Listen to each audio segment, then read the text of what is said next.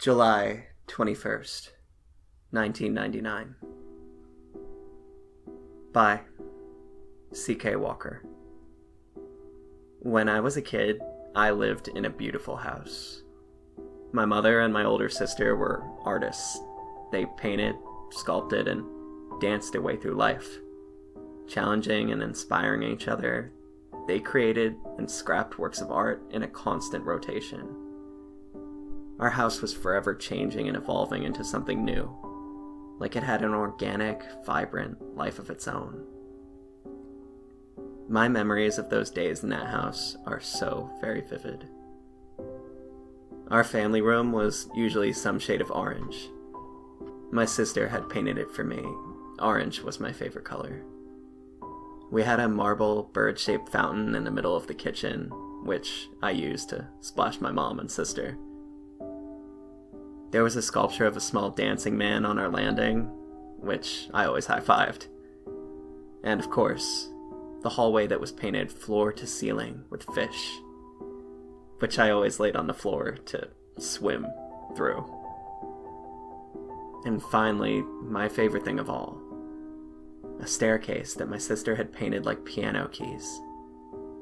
Although I'm pretty sure it's only because she was in love with her piano teacher.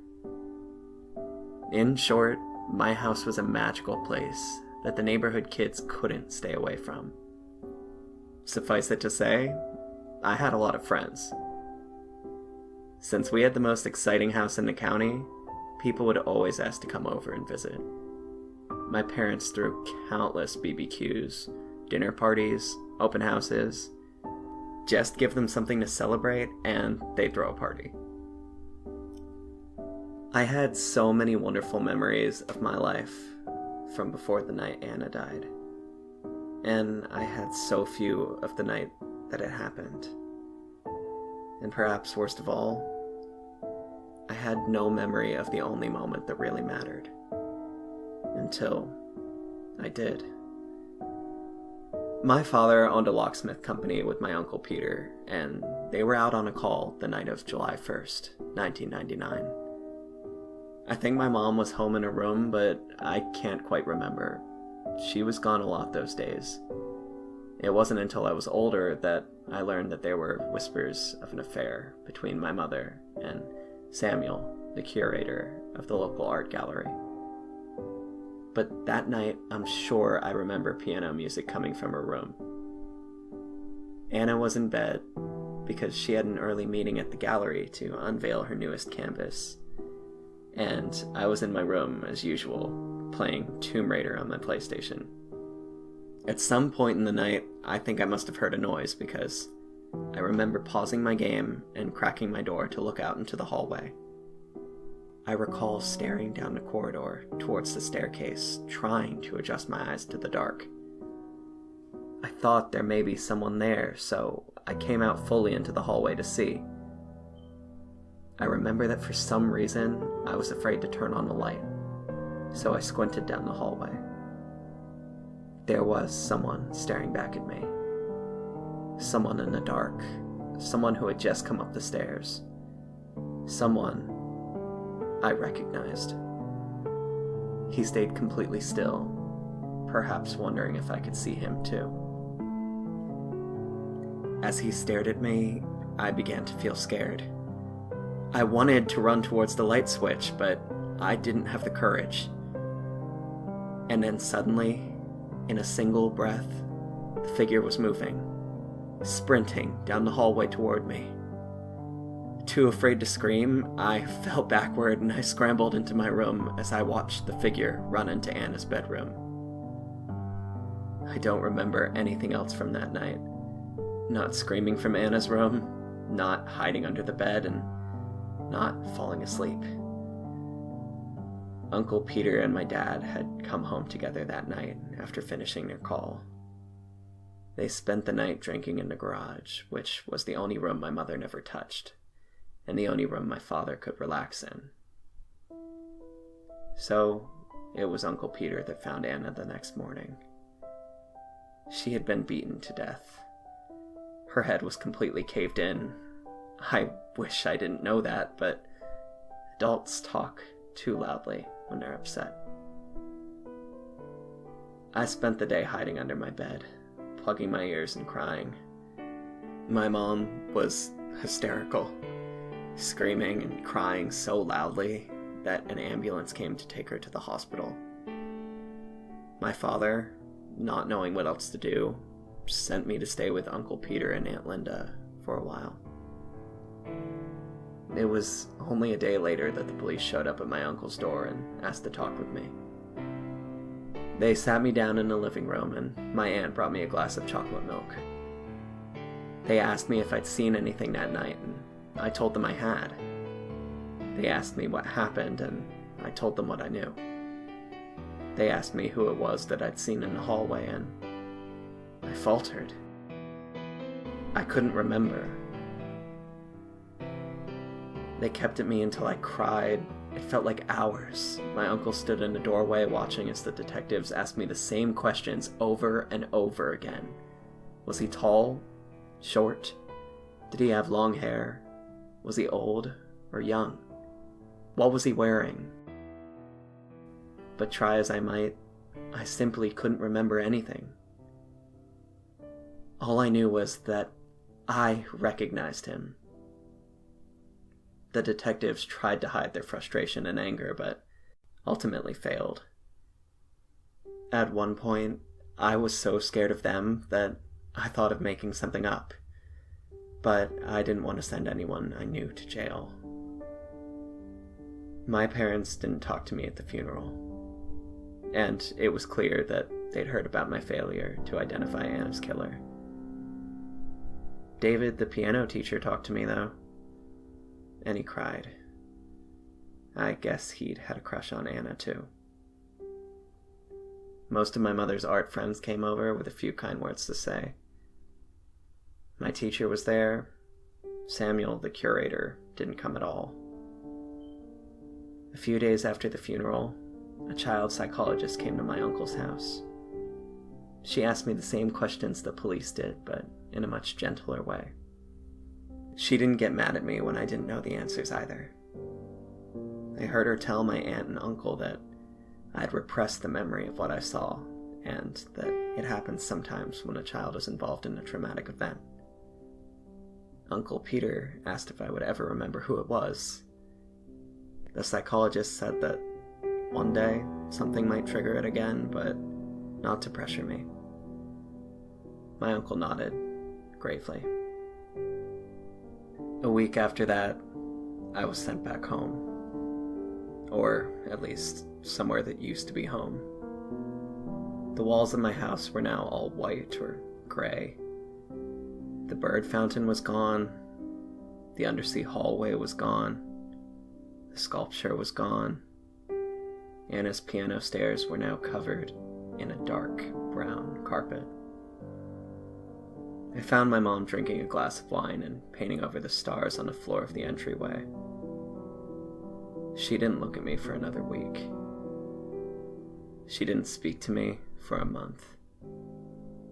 My once bright, lively home was now the color of Anna's tombstone.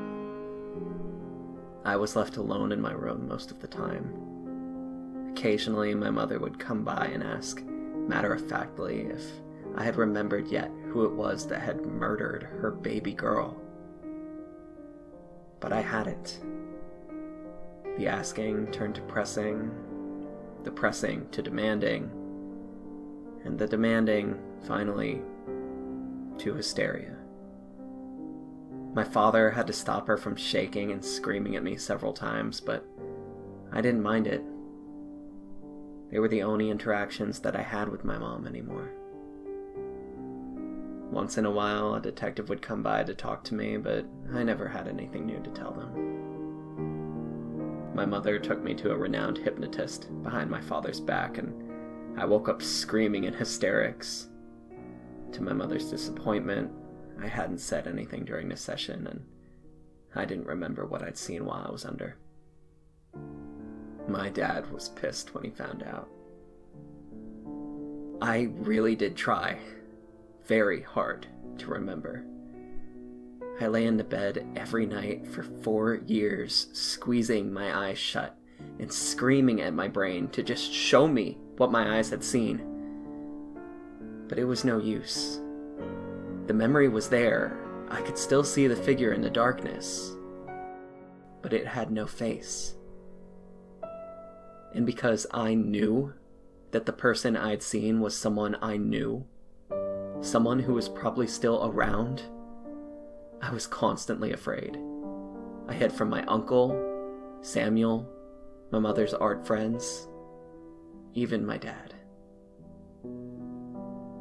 But worse than all of that was just knowing that I failed Anna.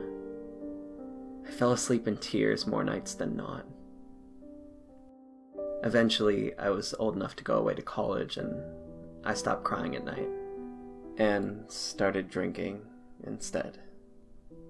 It came to a point where I couldn't fall asleep unless I was blackout drunk. I no longer wanted to remember what I'd seen. It'd been too many years. The wounds were old and finally starting to heal. I didn't need to know the truth of what happened that night, and I convinced myself it didn't matter anymore anyway. As graduation neared, I was surprised to hear from my dad that my mother was planning to attend the ceremony.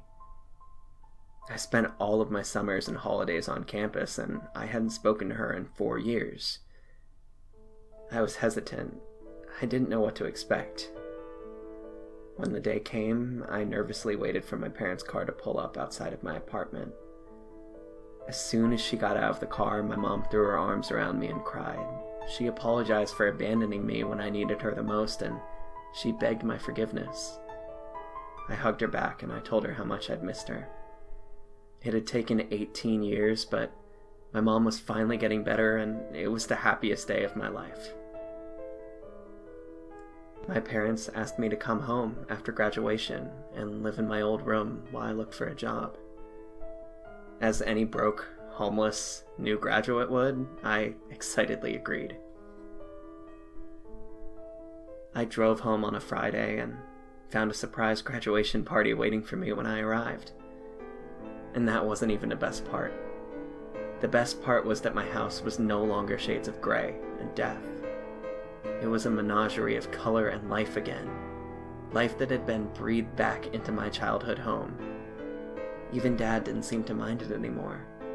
The fountain, the fish hallway, they were all back. I spent the night laughing and clinking glasses with people I hadn't seen since the funeral.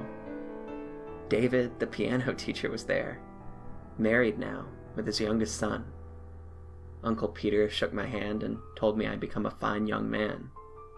Aunt Lydia hugged me tightly, and some of my mother's art friends were there too. They hadn't changed at all. They still talked loudly and often.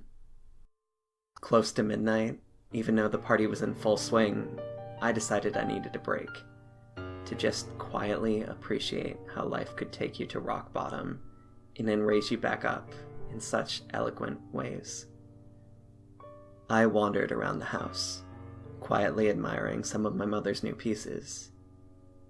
I made it upstairs and found that my room had been converted into a more respectable adult bedroom, with a flat screen and a computer desk, and I was happy to see that they'd left my PS1.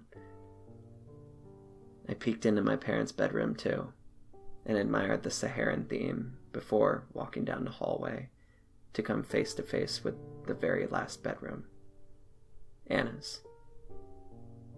I leaned my head against the closed door for a few moments and I sighed deeply. "I'm sorry, Anna," I whispered before pushing the door in. Anna's room was a mausoleum.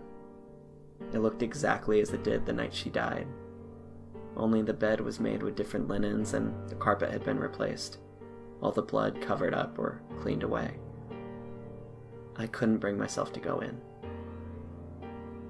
I suddenly heard a wooden creak on my right and snapped my head towards the staircase. A man was coming up the stairs and had paused on the landing to lean against the dancing man statue and turned to smile at me. My glass fell to the floor to shatter at my feet. "You'd think a repressed memory would come back to you slowly," ebbing and flowing like a wave on the beach, leaving behind tendrils of the truth with each swell, but it wasn't like that at all. As soon as I saw his face, I knew, and I remembered everything. The dancing man stared up at me from beside the stranger on the landing, and even though it hadn't moved, I could feel it staring back at me. The panic began to well up in my chest just as it did all those years ago, when the dancing man had climbed the stairs to stare at me in the darkness. I remember it all now. I remember, too, Anna's screams when the statue entered her room. I remember my mother's piano gently playing vividly over the sounds of my sister's bones cracking and her flesh tearing. I remember when the dancing man, covered in blood, appeared at my door and danced to my mother's music, his smile growing bigger and toothier every second. And I remember when he danced away, leaving a trail of my sister's blood behind him. I remember everything now.